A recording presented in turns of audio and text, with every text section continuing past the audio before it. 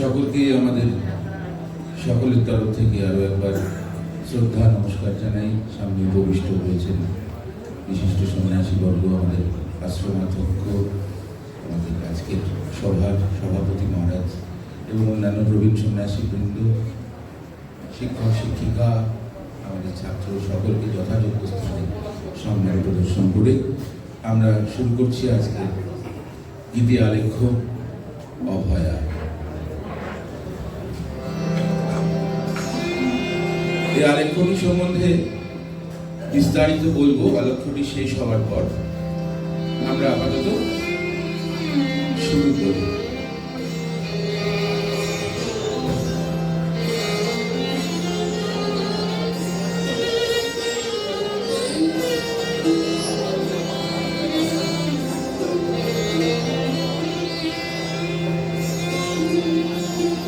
जयन्ती काली भद्रकाली कपालिनी दुर्गा शिवा धात्री स्वाहा स्वधा नमोस्तुते।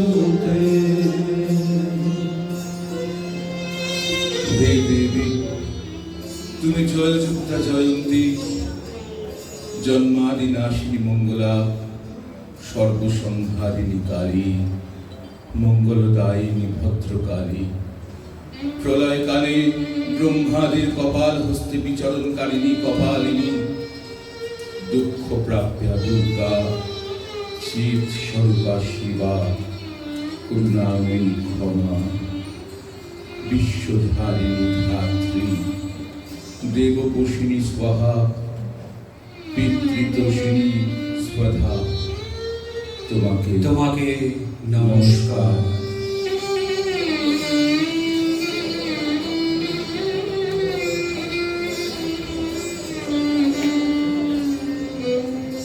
এই দেবী এক হাতে বর আর এক হাতে অভয় প্রদান করে হয়েছেন বরদা অভয়া। দেবী অভয়া সর্বগতে অর্থাৎ সর্বব্যাপী। অভয়া কোনো মাটির প্রতিমা নন, রক্ত মাংসের মানবী নন। তিনি শক্তি, তিনি বুদ্ধি, তিনি চেতনা, তিনি মা। মৃন্ময়ী নন, চিন্ময়ী। সেই অভয়ার অভয়পদে আমাদের ভক্তি, মুক্তি আর যা সব কিছু।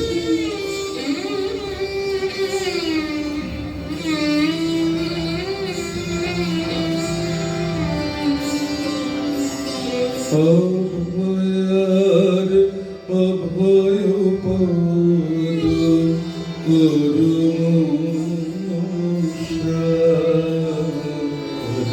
অভয়ার অভয় পদ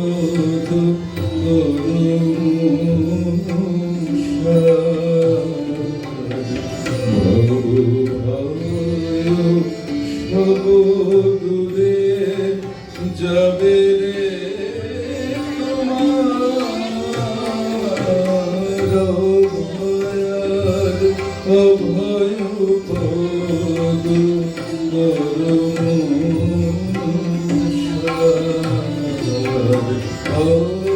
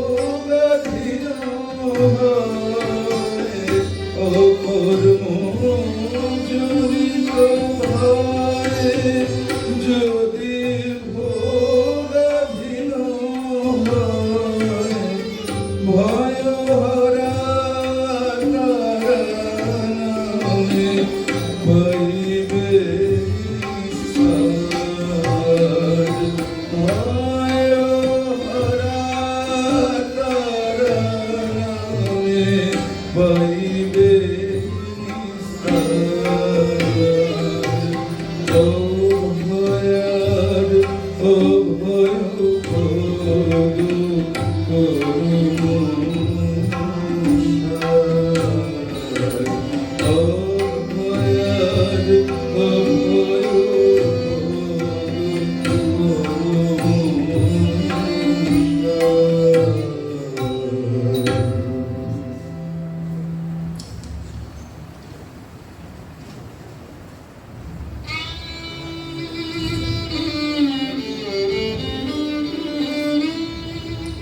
নিভন্ত এই চুল্লিতে মা একটু আগুন দে, আর একটু কাল বেঁচেই থাকি বাঁচার আনন্দে। নতুন নতুন পায়রাগুলি খাঁচাতে বন্দি, দু এক মুঠো ভাত পেলে তাও রাতে মন্দি। হায় তোকে ভাত দি কি করেছে, ভাত দি হায় হায় তোকে ভাত দেব কি দিয়েছে, ভাত দেব হায়। নিভন্ত এই চুল্লি তবে একটু আগুন দে, হাড়ের শিরায় শিখার মাতন মরার আনন্দে। দুবারে দুই দুই কাতলার মারনা ফন্দি, বাঁচার আশায় হাত হাতিয়ার মৃত্যুতে মন্দি। বাঁচার আশায় হাত হাতিয়ার মৃত্যুতে মন্দি।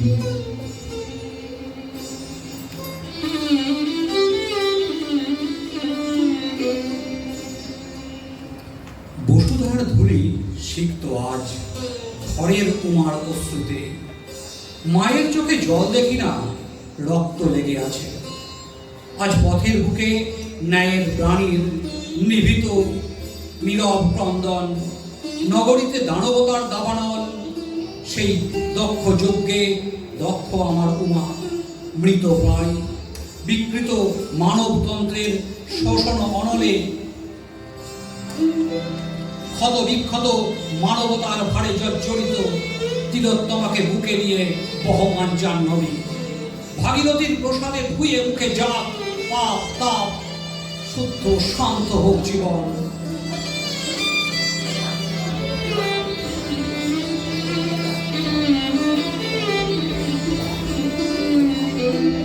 বিস্তীর্ণ দুপারে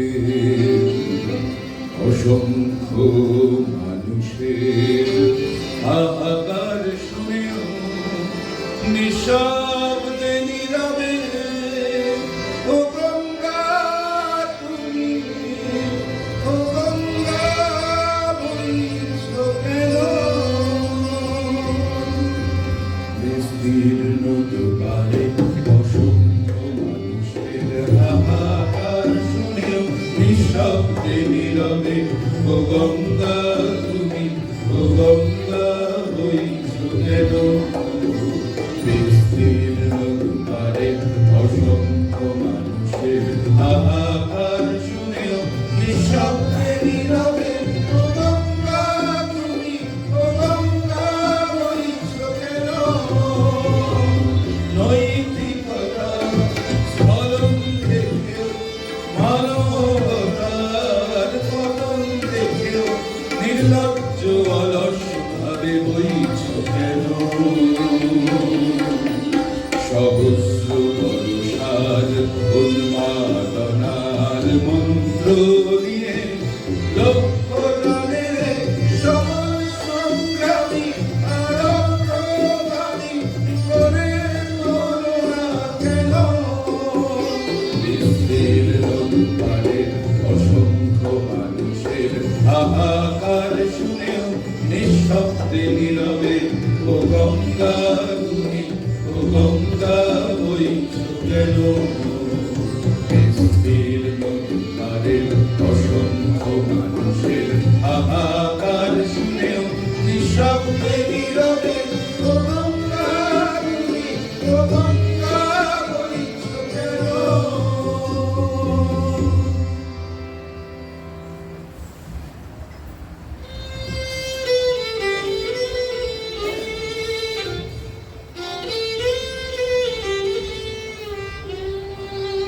শেষ শয়ানের উপার থেকে জাগ দেও মা জাগ। পথে হাজার লোক নেমেছে তোর কালিতে দাগ, রক্তবীজের বিচার হবেই জনতার দরবার। সেই সভাতে বড্ড যে মাতকেও দরকার। একটা নতুন ভোর আসবে, স্বপ্ন জানবে, তোর দিশাতেই পথের দিশা, দেখ রে ও মাঝে। হাজার তারার জ্বলছে প্রদীপ, রাত্রি আকাশ বেপে।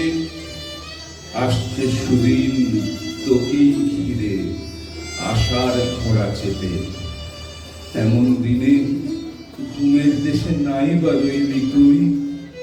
শ্মশান চিতার ওপার থেকে আয় মা কান্না ধুই। শ্মশান চিতার ওপার থেকে আয় মা কান্না ধুই।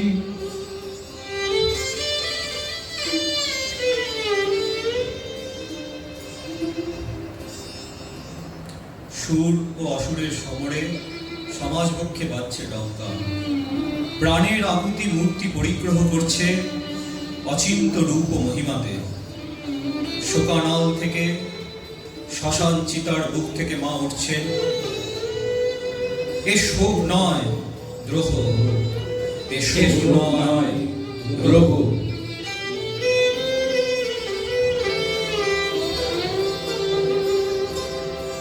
দেখ না সমরালো করে রে কার কামিনী। দেখ না সমরালো করে রে কার কামিনী। দেখ না সমরালো করে রে কার কামিনী। চলো চলো দুটিনিয়া দর্শনে প্রকাশে দামিনী। সজল জল গজিনী আকায় দর্শনে প্রকাশে দামিনী। কার কামিনী। দেখ না সমরালো করে কার কামিনী।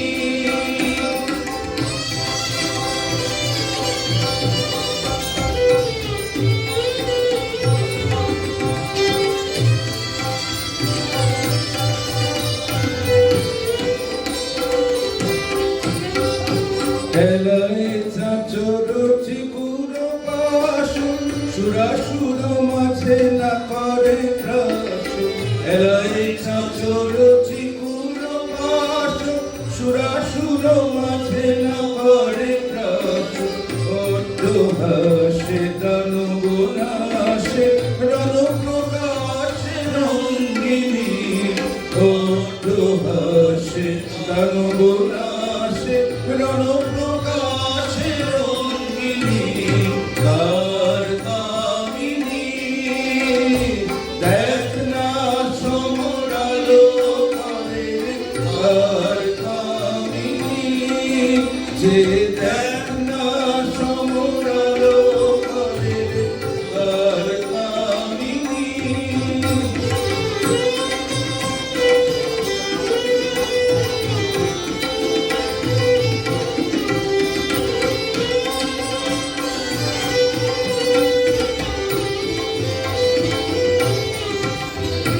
দিবা শোভা করে শ্রমজ বিন্দু, ঘন ঘন ভেড়ি কুমুদ বন্ধু। দিবা শোভা করে শ্রমজ বিন্দু, ঘন ঘন ভেড়ি কুমুদ বিন্দু। অমিয় সিন্ধু ফেরিয়ে ইন্দু মলিন বনময়িনী। অমিয় সিন্ধু ফেরিয়ে ইন্দু মলিন বনময়িনী। কার কামিনী। দেখ না সমরালো করে কার কামিনী। দেখ না সমরালো করে কার কামিনী। যে দেখ না সমরালো করে কার কামিনী। একটা স্বপ্নের অপমৃত্যু, ব্যথার বেদনা নিয়ে লেখা হলো জীবনের ধারাবাহিক। সেই তীব্র বেদনা, অসহনীয় ব্যথাতেই অকালে পতিত হচ্ছেন মা, যাচ্ছেন বুকের ভেতরে চেপে রাখা জ্বালাকে বের করে।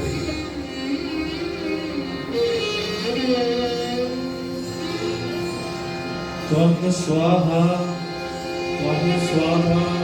त्वं हि वषट्कारः स्वरात्मिका शुभातमक्षरे नित्ये त्रिधा मात्रा स्थिता अर्धमात्रा स्थिता नित्या ज्ञानुचर्या विशेषतः त्वमेव शातं सावित्री तं देवी जननी परा त्वयैव धर्जते सर्वं तवैतस्थित्यते जगत् तवैतत्पाल्यते देवी तमस्यन्ते च सर्वदा विसृष्टौ सृष्टिरूपा त्वं स्थितिरूपा च पालने तथा संहीतिरूपान्ते जगतोऽस्य जगन्मये महामाया महामेधा महास्मृति महामोह च भवती महादेवी महाश्री प्रकृतिस्तञ्च सर्वस्य गुणत्रय विभाविनी कालरात्रि महारात्रि मोहरात्रिश्च रावणा त्वं श्रीस्तमीश्वरी त्वं ह्रीस्त्वं बुद्धिर्बोधलक्षणा लज्जा पुष्टि तथा पुष्टि त्वं शान्तिश्शान्तिरेव च हरिणी शूलिनी घोरा गदिनी चक्रिणी तथा शङ्खिनी चापिनी बाण भूषुण्डी परिघायुधा सौम्या सौम्यतराशेष सौम्यभ्रस्तति सुन्दरी परापराणां परमा तमेव परमेश्वरी।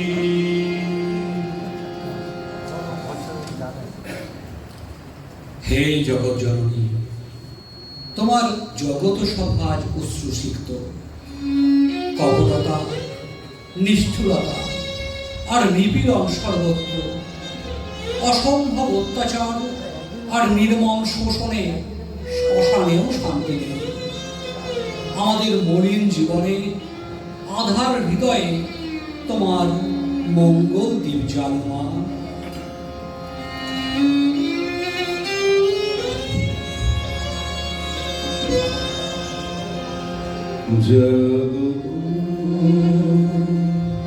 তুমি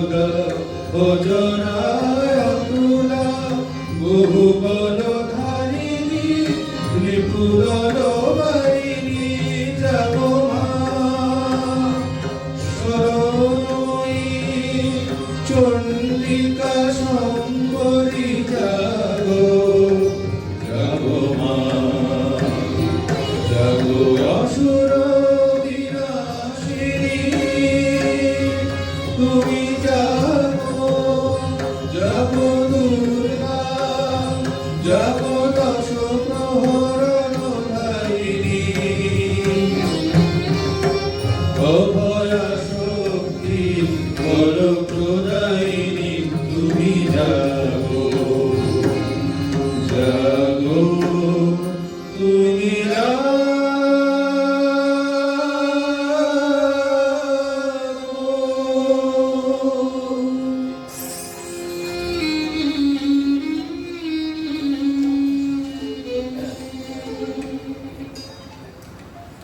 প্রাচীন ভারতবর্ষে নারীর স্থান ছিল অত্যন্ত সম্মানের। সে যুগে নারী পুরুষের কোনো ভেদ ছিল না। সে যুগে নারীদের বেদ পাঠে অধিকার ছিল, এমনকি তারা যজ্ঞেও অংশগ্রহণ করতেন। নারীদের উপনয়নে অংশগ্রহণ করার পুরুষের সাথেই সমান অধিকার ছিল। শুধু তাই নয়, গুরুগৃহে বসবাসকালে তারা ব্রহ্মচর্য পালন করতে পারতেন। প্রাচীন সমাজ ব্যবস্থায় বাল্যবিবাহ প্রথারও তেমন প্রচলন ছিল না। অথর্ববেদে বলা হয়েছে যে এই ব্রহ্মচর্য জীবন শেষ হলে কখনো কখনো কুমারীদের বিবাহ না করেও থাকা যেত। তবে এই বৈদিক যুগের অবসানের পর সমাজে নারীদের শিক্ষা ব্যবস্থা শোচনীয় হয়ে উঠেছিল। ইসলাম শাসনকালে নানা রকম রাজনৈতিক কারণে নারীরা শিক্ষার সুযোগ থেকে অনেকটাই বঞ্চিত হয়ে পড়েন। প্রাচীন যুগের নারী শিক্ষার যথেষ্ট অবদান থাকলেও মধ্যযুগে এসে তার কিছুটা যেন অবসান ঘটে।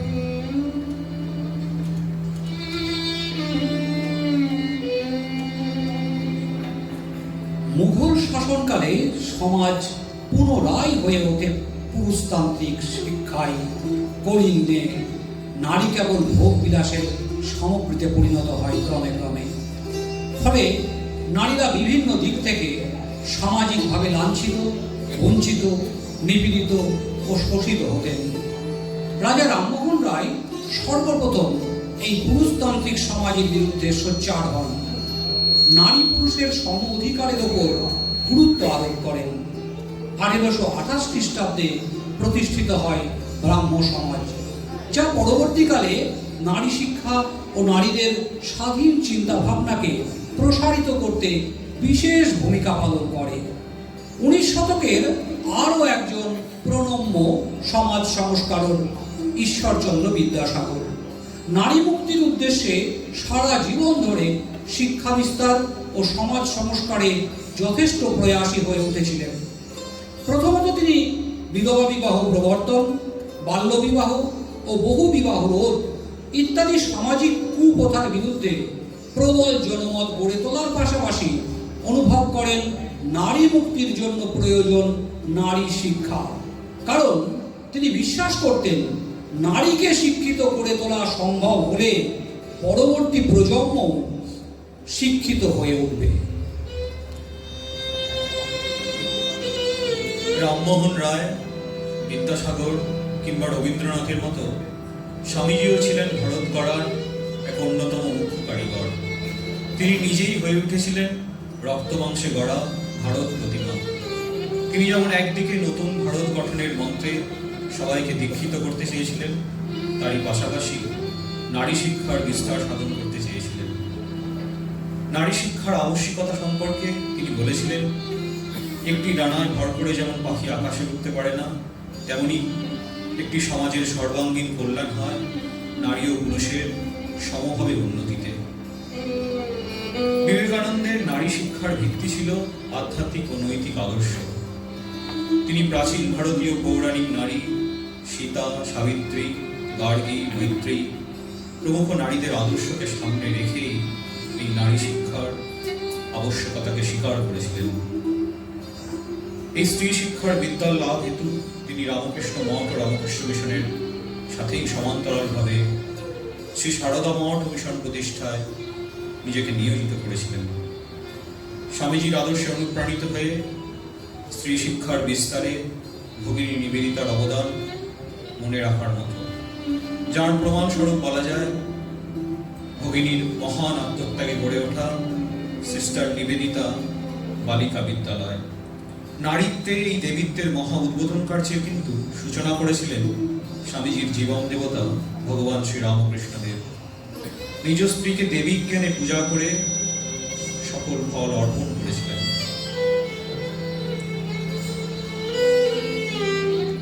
যে নারীকে শিক্ষিতা, স্বাধীনচেতা করার হেতু এই সকল মহাপ্রাণের এই আত্মনিবেদন, আত্মত্যাগ, সেই নারী আজ নিপীড়িতা, লাঞ্ছিতা, অপমানিতা।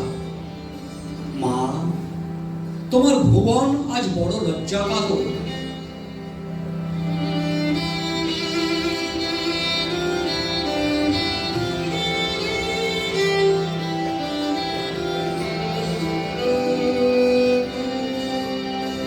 তোমার ভুবনে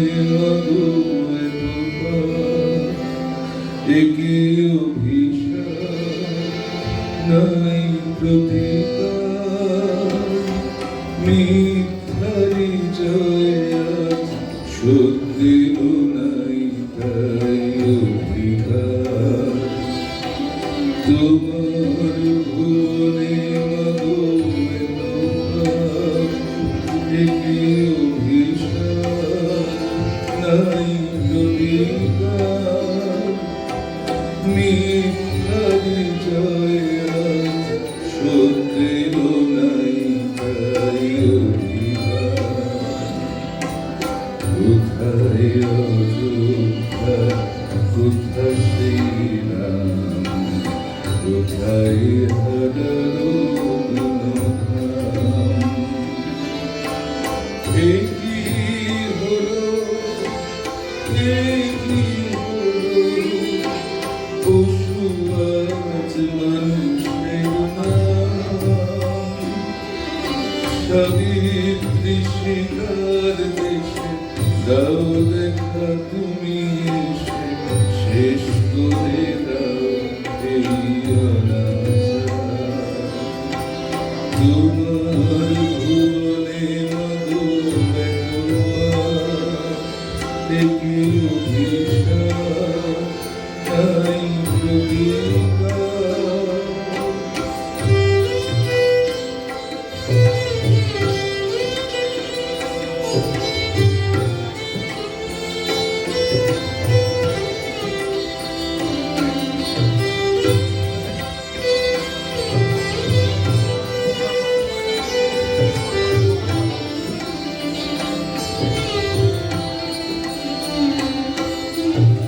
তোমার কঠিন হাতে বজ্র কিনাই হিংসার করো অবসান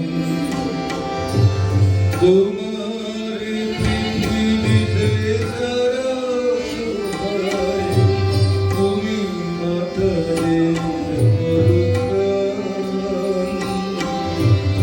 শরণ তীর্থে এবার স্মরণ দুর্গম পথ অবতার তোমার ভুবনে মাধবে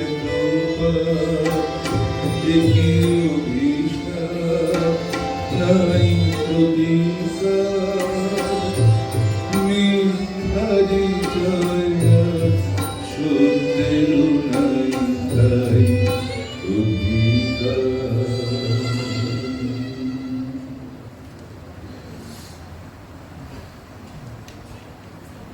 কালো মেঘ পায়ের তলায় ঠাকুর পেলেন মত পথ সেই মেয়ের আজ ভীষণ অসুখ আম্বনা আর নে শপথ কালো মেঘ পায়ের তলায় ঠাকুর পেলেন মত পথ সেই মেয়ের আজ ভীষণ অসুখ আম্বনা আর নে শপথ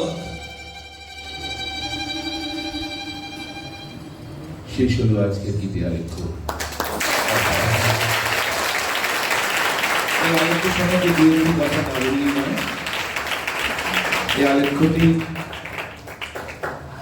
রচনা করেছিলাম আমি, কিন্তু এই আলেখ্যটির মূল সম্পাদনার দায়িত্বে যিনি ছিলেন তিনি আমাদের প্রিন্সিপাল মহারাজ ব্রহ্মচারী অসীম চৈতন্য।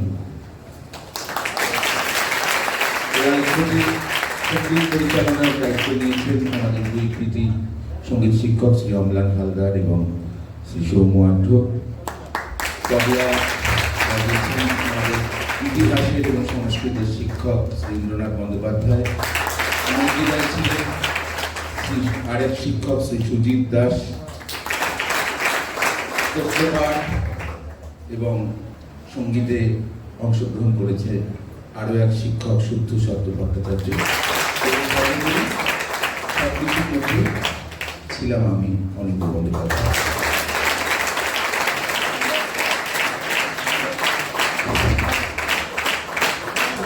আরো একটি নাম বলা হয়নি, অবশ্যই গ্রন্থনায় ছিলেন আমাদের বাংলা বিভাগের শিক্ষক শ্রী সুজয় চন্দ্র।